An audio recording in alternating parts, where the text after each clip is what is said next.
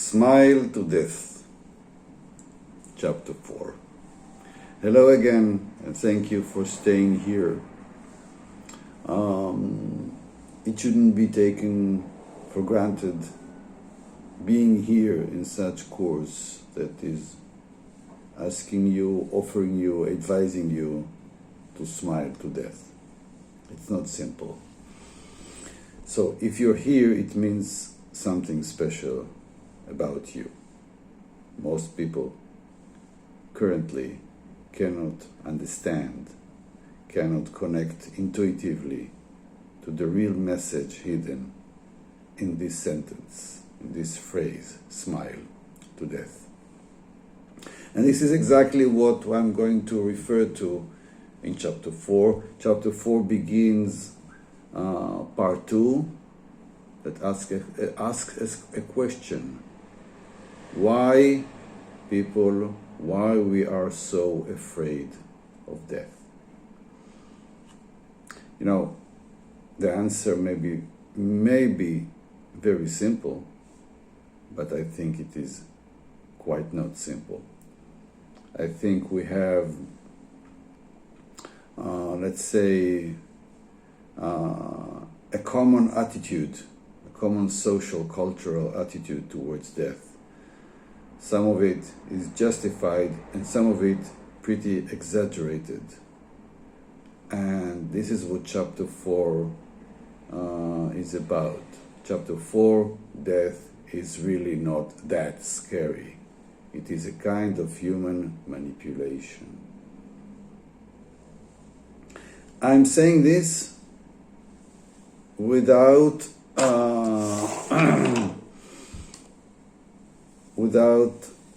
avoiding the real fear. I mean, all survival of all things that exist, all animals, plants, everything is trying to survive, and for survival, or for better survival, you need to fear the things that threaten your survival. It's obvious, it's basic. It's the basic living. And I'm not trying to bypass this innate, natural fear that it is part of the game of living. It's part of being here, to fear death. Yet what we do with the fear of death is far, far beyond it, because we are not just animals that came here to survive. We are not like the animals. We grow, we develop, we create, we change. We always change. We always try to do things better and better. We always try to improve. You can compare in so many ways, not only in a positive way, but still you can compare the way we live today and the way we lived 10 years ago, the way we lived 50 years ago, 200 years ago. You can see that unlike all other living creatures on Earth that stay more or less the same, they don't need the change, they don't investigate the world like us, they don't ask so many questions, they don't need to build things, they live their lives. We are not the same. We have other goals here. And I think that we have this need for meaning, for having a sense of significant life. And this is a part of the uniqueness of human being. The spirit inside us is very active, is very prominent, is also responsible for the pain we may feel from many things, not just physical pain, not just if we are hurt by something that we can all agree that can hurt us. No. We have feelings.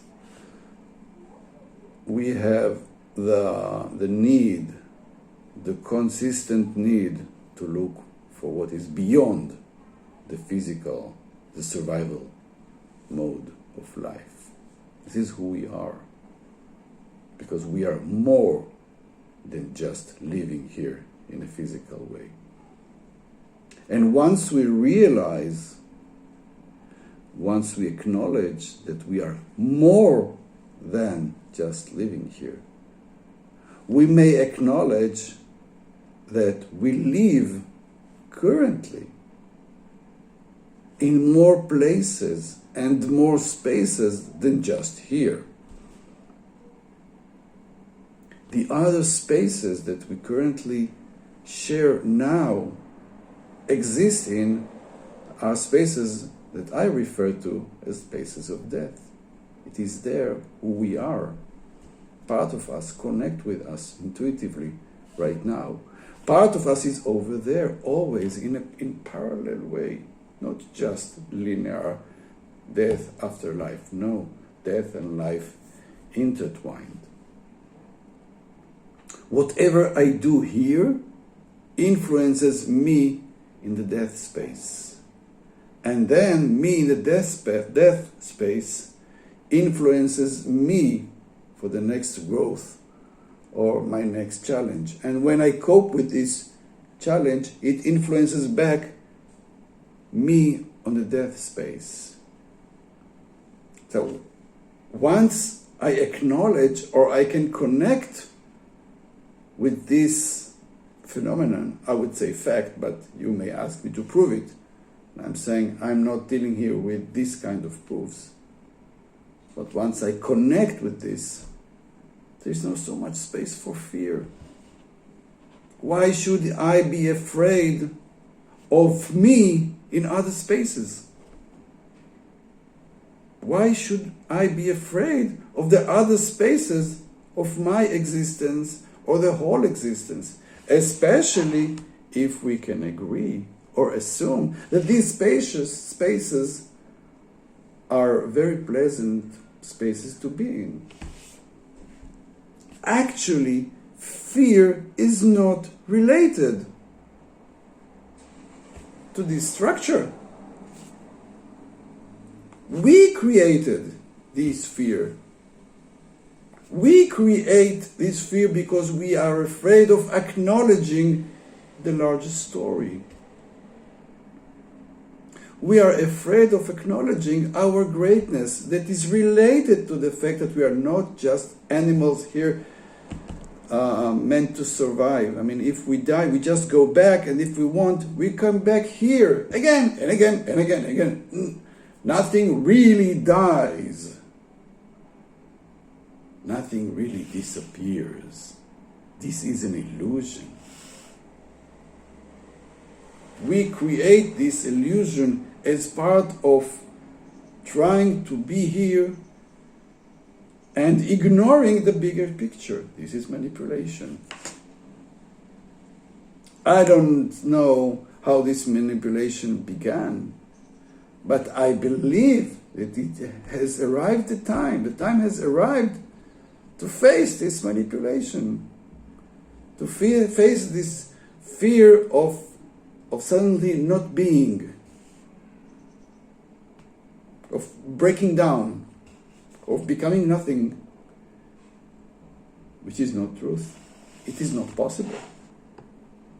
Maybe a certain version of me, just a part of my whole existence, can change form once I decide in my great existence that this part of me has ended his job. Like I end jobs here in my life in many ways. And I know that once the job is done, I move forward. There's nothing fearful about this.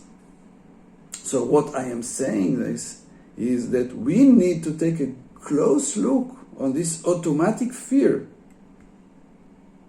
and start asking questions about this, because there's no No, it's not so much to be afraid of. I think that the real fear is from acknowledging the truth. Because the truth is pretty painful for us here as human. But I'm going to elaborate this more in the next chapter. We have a reason to create this so-called fear, which is it is not related to anything that really happens. We make this manipulation, we imagine in our mind something horrific that does not exist. And I'm not trying to convince you this. I'm trying to tell you what I believe, what I see, what I feel, what I understand. And a part of breaking this exaggerated fear begins with smiling to death. When you smile to death, it is as if you're saying, I realize the manipulation and I decide to reduce its influence in me. I smile. I'm not that intimidated.